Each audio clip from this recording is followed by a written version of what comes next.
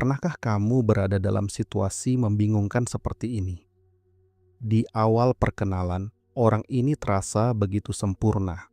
Mereka memberikan perhatian penuh, memuji semua detail tentang dirimu, dan membuatmu merasa menjadi orang paling istimewa di dunia.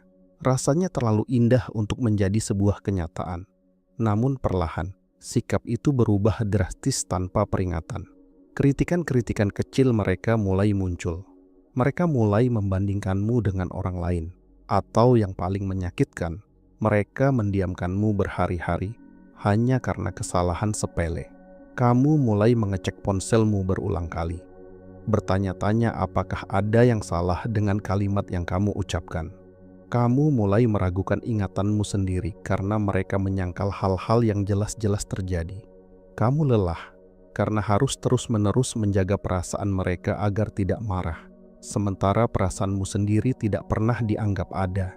Jika ini terdengar akrab, kemungkinan besar kamu sedang berhadapan dengan seseorang yang memiliki kecenderungan narsistik. Banyak orang mengira narsistik adalah orang yang hanya terlalu percaya diri atau suka pamer di media sosial. Tapi kenyataannya jauh berbeda. Orang yang benar-benar percaya diri tidak butuh merendahkan orang lain untuk merasa hebat. Justru sebaliknya, perilaku narsistik seringkali lahir bukan dari rasa cinta diri yang berlebihan, melainkan dari rasa benci terhadap diri sendiri yang mereka coba tutupi seumur hidup. Sebelum kita masuk ke pembahasan, saya ingin mengatakan satu hal penting kepadamu.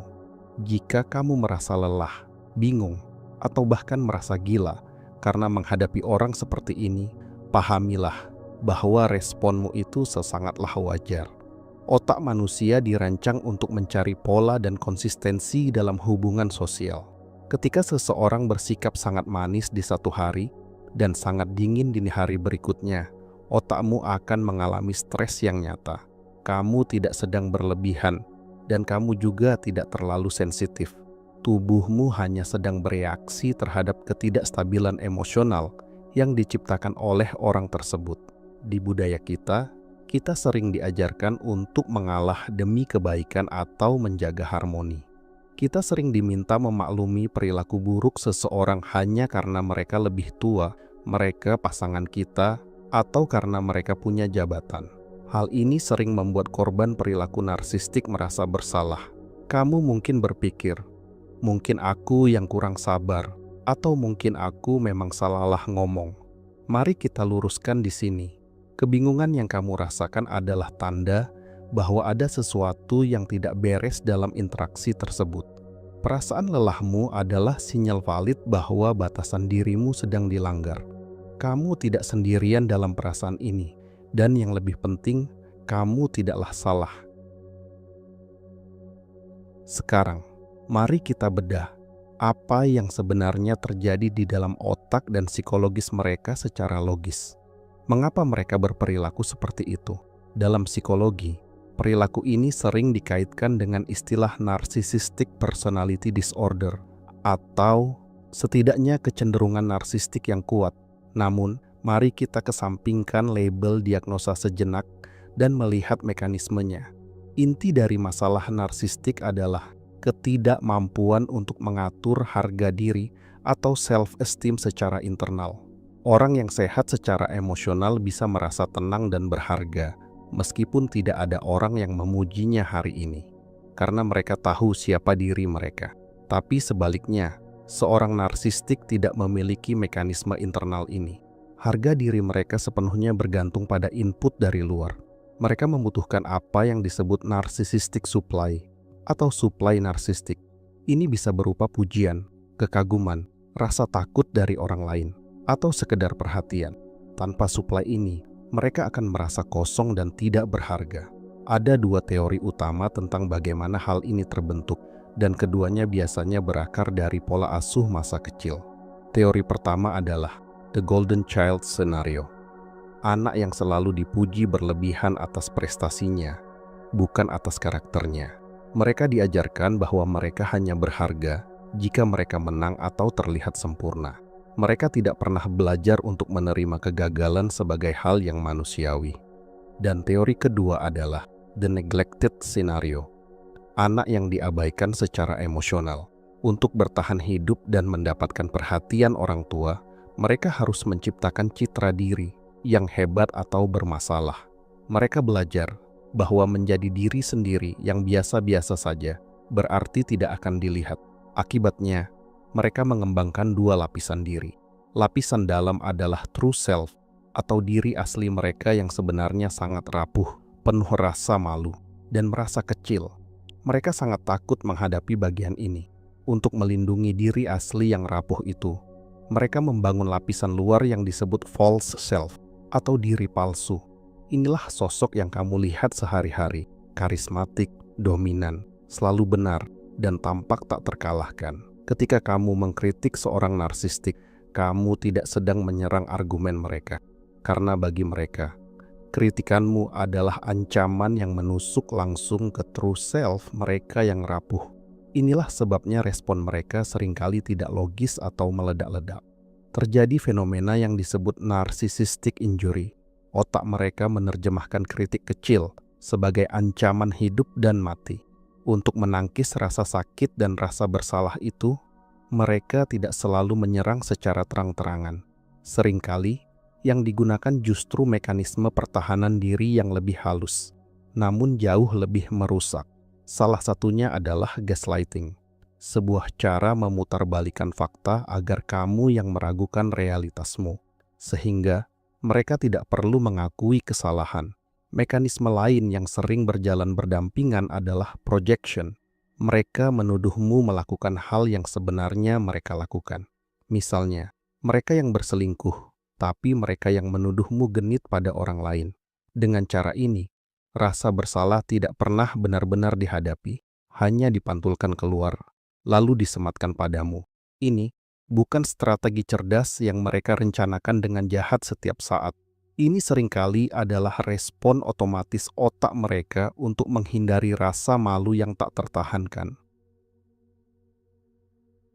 Jika kita melihat lebih dalam, narsisme sebenarnya bukan hanya masalah individu. Ini adalah cermin dari ketakutan terbesar manusia. Ketakutan menjadi biasa saja. Di masyarakat kita saat ini, terutama dengan adanya media sosial, ada tekanan besar untuk selalu terlihat sukses, bahagia, dan sempurna. Kita hidup di era di mana citra seringkali lebih dihargai daripada substansi. Seorang narsistik adalah korban ekstrim dari pola pikir ini. Mereka percaya bahwa jika mereka tidak istimewa, maka mereka tidak layak hidup. Coba perhatikan sekelilingmu. Berapa banyak orang yang membangun identitasnya hanya berdasarkan apa yang mereka miliki, jabatan apa yang mereka pegang, atau siapa yang mereka kenal. Seorang narsistik terjebak dalam keyakinan yang salah bahwa cinta dan penerimaan adalah sesuatu yang transaksional. Aku akan dicintai jika aku hebat, atau aku akan dihormati jika aku memegang kendali. Mereka tidak pernah merasakan unconditional love atau cinta tanpa syarat. Bagi mereka, setiap interaksi adalah kompetisi. Jika kamu menang, berarti mereka kalah. Jika kamu benar, berarti mereka salah. Tidak ada ruang untuk kesetaraan. Inilah sebabnya mereka sangat sulit merasakan empati.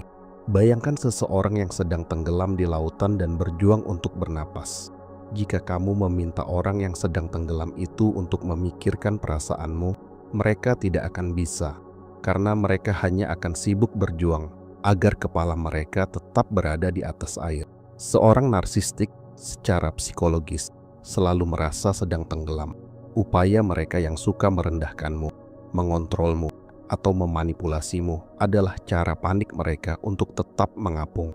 Mereka menginjakmu agar mereka bisa mengambil napas.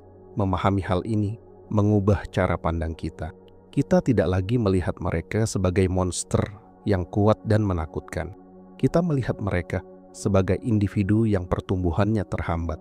Mereka adalah anak kecil yang terperangkap dalam tubuh orang dewasa, yang masih menggunakan taktik merajuk, menyalahkan, dan berbohong untuk melindungi ego mereka yang rapuh. Ini tidak membenarkan perilaku buruk mereka. Rasa sakit mereka bukanlah alasan untuk menyakitimu, tapi pemahaman ini memberikanmu kekuatan. Kamu tidak perlu lagi merasa terintimidasi oleh kebesaran yang mereka tampilkan. Karena sekarang kamu tahu itu hanyalah tembok kardus yang dicat menyerupai benteng besi. Lantas, apa yang harus kamu lakukan jika harus berinteraksi dengan mereka? Entah itu atasan di kantor, pasangan, atau mungkin orang tuamu sendiri. Nasihat umum seperti komunikasikan perasaanmu baik-baik biasanya tidak akan berhasil pada seorang narsistik. Mengapa?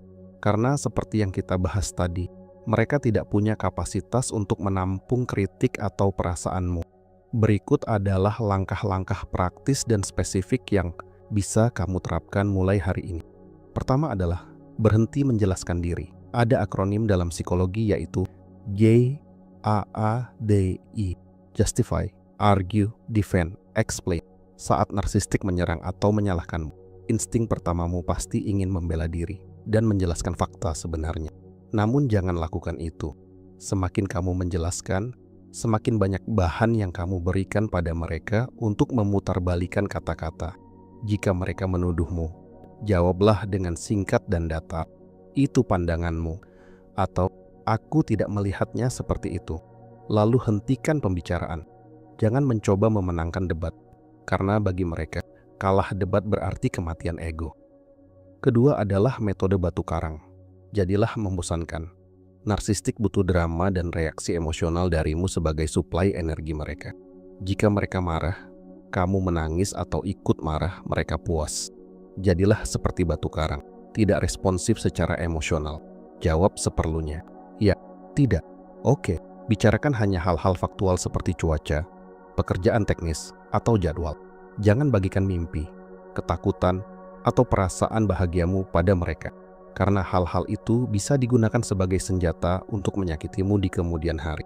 Ketika kamu menjadi membosankan dan tidak memberikan reaksi emosional, mereka perlahan akan kehilangan minat untuk mengganggumu dan mencari suplai dari tempat lain. Ketiga adalah radikal akseptansi. Ini adalah bagian tersulit tapi paling membebaskan. Terimalah kenyataan bahwa kamu tidak bisa mengubah mereka. Kamu tidak bisa menyembuhkan mereka dengan cintamu. Kamu tidak bisa menyadarkan mereka dengan argumen logismu. Berhenti berharap mereka akan tiba-tiba bangun di pagi hari dan menjadi orang yang berbeda. Harapan bahwa mereka akan berubah adalah hal yang membuatmu terus terjebak dalam lingkaran rasa sakit. Dengan menerima bahwa mereka memang seperti itu, kamu berhenti berjuang melawan tembok dan mulai fokus pada apa yang bisa kamu kendalikan. Responmu, batasanmu, dan kebahagiaanmu sendiri. Jika situasinya memungkinkan untuk pergi, pergilah. Jika tidak, bangunlah benteng emosionalmu sendiri. Jangan gantungkan harga dirimu pada penilaian mereka.